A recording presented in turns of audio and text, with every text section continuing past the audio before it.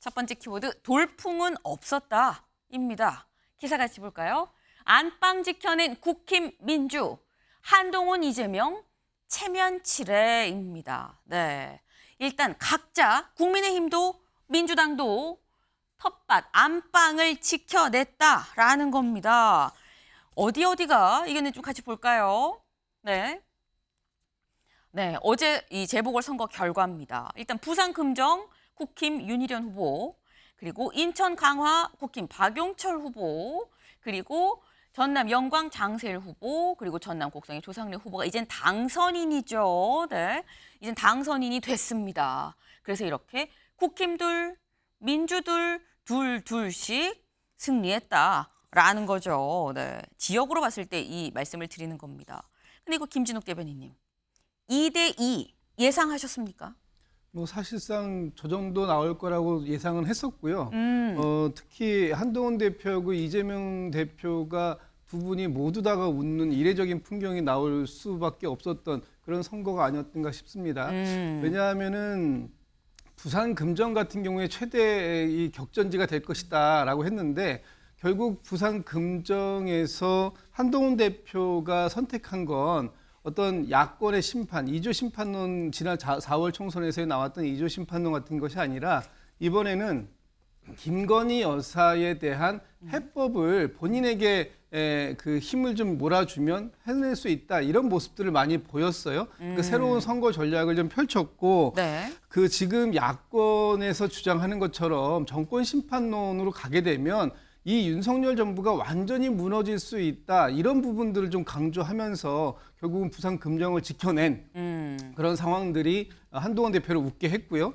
또 그 영광 같은 경우에는 이제 그 조국 혁신당하고 진보당의 약진이 있었습니다. 네. 그래서 저희 민주당이 초반에 조금 고전한다, 이런 분위기가 있었는데 결국은 여기에서도 이재명 대표가 지원 유세하고 또 영광에서 그 민주당의 조직력이 좀 빛을 좀 발하면서 이 지역도 결국은 이제 좀 신승이라고 표현하는 것도 있고 어떻게 보면 낙승이라고 표현한 것도 있는데, 네. 제가 볼 때는 뭐 그렇게 어렵지 않게 영광에서도 민주당이 이긴 것 같습니다. 그래서 결론은 양 대표 모두가 오늘 얼굴에 좀 미소를 좀 지을 수 있는 그런 승리, 그 결과를 만들어냈다, 이렇게 평가할 수 있을 것 같습니다. 네, 지금 말씀처럼 이례적으로 보통 선거에선 여당이 웃든지 야당이 웃든지 둘 중에 한쪽만 웃었는데 요번엔 둘 다 웃는 결과가 나왔다라는 거죠. 네. 지금 그래서 이번 이 2대2 재보궐선거 결과를 놓고 다음 기사를 좀 볼까요? 한 리더십 증명, 이 호남 굳히기, 차기 대권가도 힘받았다. 두 사람 다 명실공히 대권 주자로 거론이 되는 사람들이죠. 대권 주자입니다. 그러니까 지금 대권가도, 걸어가던 대권가도 사실 가던 길을 못 가게 되면은 기사예요. 근데 가던 길 계속 가게 됐다라는 겁니다. 그럼 가던 길 계속 가는데 기사를 왜 쓴 거야 생각하실 수 있는데, 가던 길 못 가게 될 줄 알았는데 계속 가게 됐다라는 거죠. 그래서 한국일보가 이렇게 지금 쓴 겁니다. 특히나 이번 재보선 결과를 두고 아까 잠깐 얘기도 나왔습니다만 가장 많이 회자가 됐던 인물이 있죠. 누구냐? 한동훈 대표입니다. 한동훈 대표 이번 재보궐선거 결과가 가장 직접적인 영향이 있는 거 아니겠느냐라는 전망이 계속 나왔었는데, 다음 기사 볼까요? 낙동강 전선 생환한 한동훈, 국민 뜻대로 정부 여당 쇄신 이끌 것. 네, 어제 이 재보궐선거 결과 두 곳에서 모두 승리했다는 이 승리가 확정이 된 이후에 한동훈 대표가 SNS에 글을 올렸습니다. 뭐라고 올렸느냐? 어려운 상황에서 주신 소중한 기회를 놓치지 않겠습니다. 국민의 뜻대로 정부 여당의 변화와 쇄신을 이끌겠다라고 얘기를 했어요. 그렇다면 이창근 위원님, 여기서 말한 국민의 뜻대로, 뜻이 뭡니까? 뭐 이번 재보궐선거 때도 이제 한동훈 대표가 줄기차게 얘기한 부분이죠. 네. 국민의 시각에서 국민 뜻대로 하겠다고 했고, 그것은 뭐 이미 다 아시는 것처럼 김건희 여사와 관련된 리스크가 이번 선거에 굉장히 패배의 그림자를 드리울 것이라 이렇게 전망했지 않습니까? 그리고 친윤계의 견제도 있었고, 하지만 그런 부분에서 재보궐선거의 사실 승리죠. 승리를 토대로 국민 뜻대로 그 얘기는 김건희 여사에 대한 방침도 국민들의 시각에 맞게 국민들이 납득하는 방향대로 당에서는 끌고 가겠다 이렇게 봐야 될 것 같고요. 한동훈 대표는 사실 그 재보궐선거 결과가 무엇보다도 투표율에 좀 더 주목해야 됩니다. 왜냐하면은 지난번 전당대회 때도 그렇게 친윤계가 견제했지만 국민 당원들 63% 지지를 얻었지 않습니까? 네. 하지만 이번 검정 선거의 투표율을 보면은 사실은 굉장히 불리하다 그랬어요. 하지만 고 김재훈 구청장이 얻었던 득표가 62%입니다. 네. 하지만 지난 국회의원 선거 때는 사실 56%밖에 못 얻었어요. 하지만 이번에 재보궐선거 때는 부산 검정에서 누구도 예상 못한 지난 대통령 선거 이후에 바로 치러진 지방선거처럼 61% 차이가 1%밖에 나질 않아요. 네. 그렇기 때문에 한동훈 대표의 힘을 실어준 만큼 아하. 한동훈 대표는 63%에도 주목하지만 그 61%의 득표율에도 아마 주목해야 된다. 그래서 국민 뜻대로 말씀하신 대로 앞으로 더더욱 국민 시각에서 가야 된다. 이렇게 봅니다. 지금 굉장히 중요한 포인트를 짚어주셨어요. 단순히 이겼다고 그냥 끝이 아니라 어떻게 이겼느냐. 이긴 성적표도 자세히 좀 들여다봐야 된다. 열어봤더니 투표율이 지난 전당대회 때 63%로 당대표가 됐는데 그때도 친한 친윤 이런 갈등 국면에서 63%였었는데 이번에도 대통령실과 용산과 어쨌거나 갈등 국면임에도 불구하고 61%라는 금천구청장의 어떤 득표가 확인이 된 거 아니겠느냐. 그만큼 확실한 힘을 얻었다고 봐야 된다라고 말씀을 하셨습니다. 그러면서 국민 뜻대로 쇄신하겠다의 국민 뜻은 아마도 김 여사를 포함한 얘기들이 아니겠냐 말씀하셨죠. 그럼 앞서서 한 대표 김 여사 관련해서 뭐라고 얘기했었는지 잠깐 같이 들어보고 오시죠. 친한계 의원님들 쪽에서 김건희 여사께서 활동을 좀 자제했으면 좋겠다는 뉘앙스로 발언을 하셨다는 보도들이 나오고 있습니다. 저도 그렇게 생각합니다. 어떤 의원들이 뭐라고 말했는지는 전 몰랐는데 저도 그게 필요하다고 생각합니다. 김건희 여사님 고위치모토 사건 있잖아요. 그 불기소에 무게가 두고 있다는 보도가 계속 나오고 있는데 어떤 입장이신지. 검찰이 어떤 계획을 가지고 있는지는 저는 알지 못합니다. 다만 검찰이 국민이 납득할 만한 결과를 내놔야 한다라고 생각합니다. 국민이 보시기에 안 좋은 일들이 반복해서 생기고 있습니다. 제가 이미 말씀드린 그런 조치들을 신속히 그리고 반드시 실행하는 것이 저는 필요하다고 생각합니다. 네, 한동훈 대표 그동안 선거 기간 동안 한 일주일 새에 굉장히 센 발언들을 쭉쭉쭉 수위를 높여가면서 언급을 했었습니다. 김 여사 관련해서. 그런데 이런 발언들 결국 이번 선거 결과로 보겠습니다. 한동훈 국민이 쇄신할 기회를 줬다. 김 여사 해법 요구 수위 높일 듯. 이렇게 힘받은 한동훈 대표 더 수위 높은 김 여사 해법을 요구하지 않겠느냐라는 게 동아일보 오면의 지금 제목입니다. 근데 성재준 위원님, 사실 김 여사 관련해서 더 요구 수위를 높일 거다. 근데 독대 날짜가 대략적으로 다음 주 월요일 아니면 화요일일 거다라고 나왔거든요. 그럼 독대 전에 공개적으로 더 수위 높은 발언이 나올까요? 아니 이미 선거가 끝난 그 당일 저녁에도 한동훈 대표가 지금 국민 눈높이에 맞는 쇄신이 필요하다고 입장을 냈기 때문에 네. 아마 그 월요일이 되기 전에도 또 추가적인 메시지가 있을 가능성이 높아 보이고요. 다만 좀 생각해봐야 되는 건 대통령실에서는 여전히 지금 이제 독대보다도 면담이라는 또 표현을 또 쓰고 있어가지고 글쎄 잘 모르겠습니다. 국민적인 눈높이에 아직 좀 안 맞는 게 아닌가라고 하는 아쉬움도 있는데. 이번에 이제 그 선거 결과를 보면 한동훈 대표도 그렇고 이재명 대표도 그렇고 완벽한 승리라고 할 수는 없을 것 같아요. 이재명 대표 같은 경우도 아직까지 이제 그 11월 달에 또 예정이 되어 있는 사법 리스크도 남아 있고요. 그리고 한동훈 대표 같은 경우도 지금 같은 경우는 그래도 국민적인 선택을 받았지만 네. 이후에도 국민적인 눈높이에 맞지 않는 모습을 한동훈 대표가 보여주게 된다면 마찬가지로 이제 김건희 여사와 관련된 문제도 포함이 되겠죠.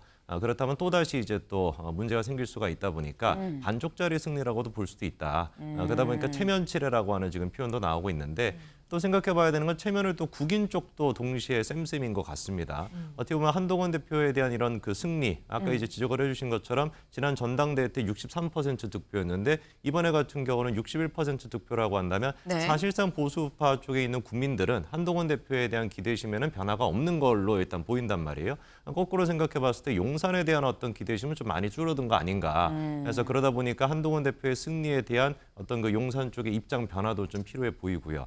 그리고 조국 혁신당 같은 경우는 이번에 이제 그 진보당보다도 좀 밀리는 그런 결과가 있다 보니까 저는 이런 부분들도 여야 모두가 좀 조국 혁신당의 케이스를 잘 볼 필요가 있다. 사실상 조국 혁신당이 지금까지 보여줬던 모습을 생각해 본다면 민생을 위해 가지고 국민 눈높이에 맞는 모습은 딱히 없었던 거라고 저는 개인적으로 봐요. 오히려 그 난을 거절하고 이런 모습이 더 많지 않았습니까? 그래서 그런 부분들을 여야 모두가 좀 더 주목할 볼 필요가 있을 것 같습니다. 네.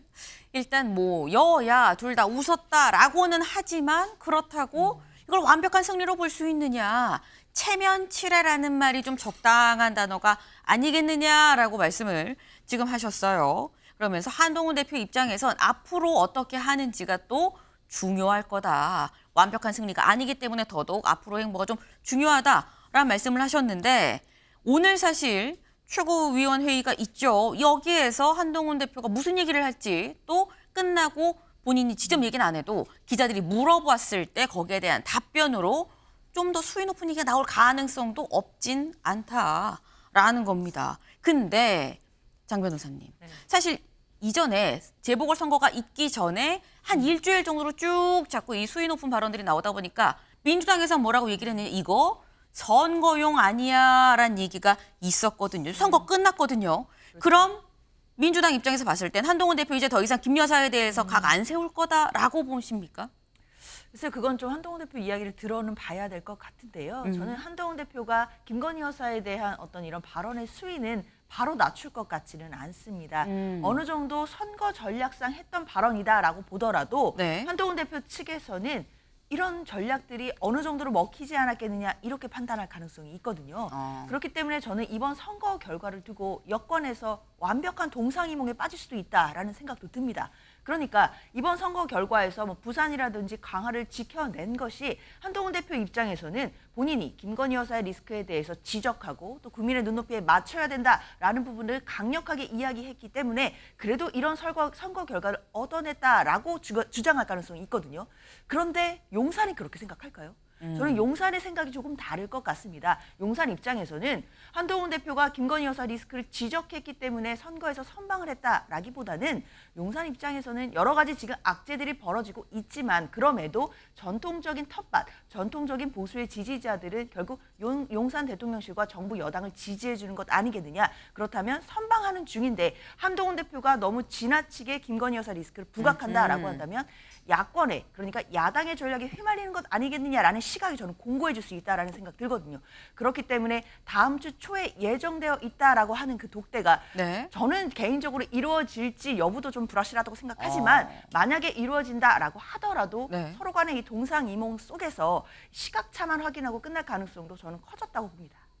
요것도 사실 짚고 가야 될 포인트입니다. 이번에 국민의힘이 인천 강화와 부산 금정에서 이긴 게 한 대표가 잘해서 한 거냐. 용산의 생각에서는 한 대표가 잘해서가 아니라 정부 여당을 지지해 주는 거 아니겠느냐. 근데 이거 다 지지하는데 왜 자꾸 우리를 비판하는 거야 라고 느낄 수도 있다. 이러면 결국 친한과 친유는 동상이몽일 수 있지 않겠냐.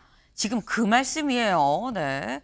근데 아까 얘기 중에 지금 독대가 실제 이루어질지도 잘 모르겠다라고 말씀을 하셨는데 이건 주말 상황을 좀 보긴 봐야 될 것 같아요.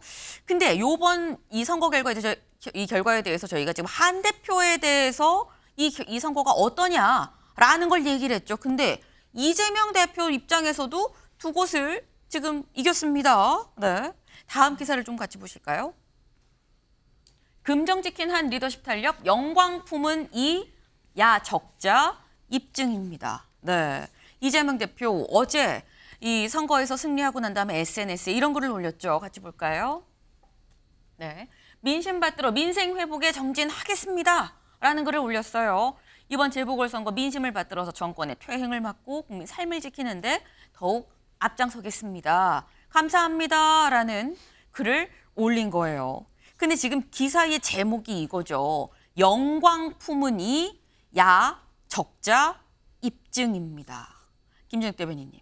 사실 이재명 대표, 호남에서도 이재명 대표가 인정을 받은 거냐라는 얘기가 있긴 있었는데 지금 여기서는 야당의 적자임이 입증이 됐다라는 게 제목입니다. 동의하십니까? 동의할 수밖에 없는 밖에 거죠. 없다. 지금 이재명 대표가 지난 8월달에 이제 당대표 연임에 성공했지 않습니까? 그리고 나서 첫 번째 치러진 재보궐선거였기 때문에 이번 선거에서 호남에서 이재명 대표 체제를 인정할 것이냐 말 것이냐 하는 부분들을 이번 선거의 결과로서 보여줄 것이다. 이렇게 평가를 할 수밖에 없었고 그렇기 때문에 영광에서의 승리는 이재명 대표에게 상당한 지지를 보낸 것이다. 이렇게 평가를 해야 될 것 같아요. 특히나 호남 그 곡성은 좀 비교적 안정적인 승리를 좀 우리가 가져올 수 있다라고 평가가 초반부터 나왔지만 네. 영광 같은 경우에는 좀 불안하다라는 평가들이 많았잖아요. 특히 조국혁신당의 조국 대표 같은 경우에는 이제 뭐 거기서 한 달 살이를 한다고 하면서 조국혁신당의 총력을 다 쏟은 지역이었고 또 진보당 같은 경우에도 이 지역 밀착형 선거 전략을 펼치면서 사실 3파전이 굉장히 오랫동안 지속됐고 선거 막판까지도 그런 분위기가 있었기 때문에 여기에서 이재명 대표가 만약에 패한다면 물론 영광의 직전에 있었던 그 군수가 무소속으로 당선되신 분이긴 하지만 네. 그럼에도 불구하고 이재명 대표가 호남에서 어떤 평가를 받는 것이냐 하는 부분들이 주목되는 상황이었기 때문에 이재명 대표가 이번에 승리를 거둔 것은 결국은 호남 지역에서 이재명 대표가 아직까지는 유일한 이 정권 교체 또는 정권 심판에 어떤 적장자로서의 역할을 할 수 있다. 이런 평가를 내린 것으로 인정받을 수밖에 없는 거죠. 네. 이번에 민주당이 승리한 곳이 전남 곡성, 전남 영광입니다. 명실공히 두 곳 다 호남이기 때문에 두 곳을 이겼다는 거, 이건 이재명 대표가 호남에서도 품었다라는 평가가 나올 수 있는 거 아니냐라는 지금 그 말씀이에요. 지금 얘기를 저희가 해봤는데 한동훈 대표, 이재명 대표 두 사람 다 네. 아까 뭐 표현 중에 이례적으로 둘 다 웃었다라고 말씀을 하셨죠. 그렇게 둘 다 웃은 좀 이례적인 재보궐선거였습니다. 근데 그렇다고 하면 모두가 해피한 선거였느냐?